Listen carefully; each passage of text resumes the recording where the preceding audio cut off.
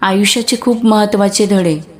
प्रत्येक गरीब कुटुंबात अशी एक व्यक्ती असते जी त्या कुटुंबाला त्या परिस्थितीतून काढून श्रीमंत कुटुंबात बदलू शकते. कदाचित ती व्यक्ती तुम्ही असू शकता. दुसऱ्यांचं द्वेष करणे हे मूर्ख लोकांचं काम आहे, ज्यांना वाटतं आपण कायम जिवंत राहणार आहोत. तुम्ही किती दुःखी आहात, तुम्ही किती उदास आहात, किती एकटे आहात आणि किती आतून तुटले आहात याने कोणाला फरक पडत नाही. म्हणून तुमचं काम तुम्ही कोणत्याही स्थितीत सोडू नका. जेवढे तुम्ही शांत राहाल तेवढे तुमचे शब्द हे प्रभावशाली होतील. आयुष्य हे एका सायकलप्रमाणे आहे. ताळमेळ तोपर्यंत राहील जोपर्यंत तुम्ही दोन्ही पाय चालवत राहाल. कोणाचे उपकार आणि कोणाचा आधार घेऊन जास्त दिवस आयुष्य जगता येणार नाही. म्हणून कोणाकडून अपेक्षा न करता स्वतःच्या पायावर उभं राहून चालायला शिका. दरवेळेला भांडत कशाला बसायचं?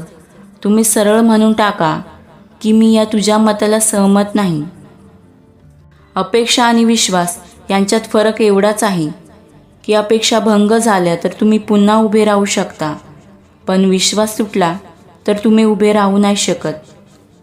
जेव्हा तुम्हाला वाटेल की एवढी मेहनत करूनही अपयश येतंय, तेव्हा स्वतःला सांगा की अजून काहीतरी मेहनतीमध्ये कमी पडत आहे. कधीकधी सगळं काही मिळवण्यासाठी सगळं काही सोडावं लागतं. जेवढं तुम्ही तुमच्या समस्यांना मनावर घेता तेवढं कोणी नाही घेत. म्हणून तुमच्या टेन्शनला तुम्ही सिरियसली घेऊ नका, कारण त्याचा नकारात्मक परिणाम तुमच्यावर होईल.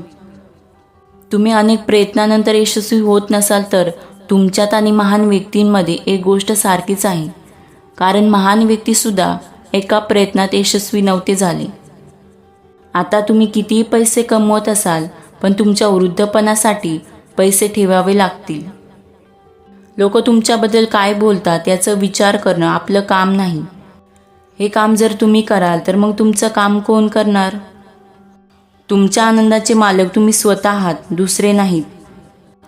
माफ करायला शिका, कारण माफ जो करतो तो बरोबर असतो.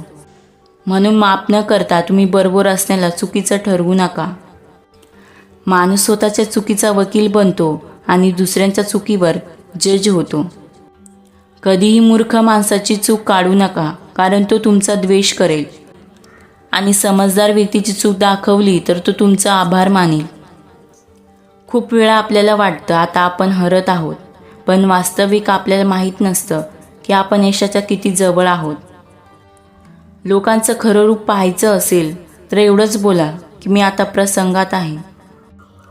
कमीपणा घेऊन जर नातं वाचणार असेल तर झुका, पण प्रत्येक वेळेस चूक नसतानाही तुम्हाला झुकावं लागत असेल तर थांबा. ही दुनिया वेगळीच आहे. दगडाच्या बैलाला पूजलं जातं आणि बैलाला काठीने मारलं जातं. जर तुम्हाला तुमच्या आयुष्यात ध्येय दिसत नसेल तर तुम्ही फक्त खुश राहायला शिका. हे खूप मोठे ध्येय आहे.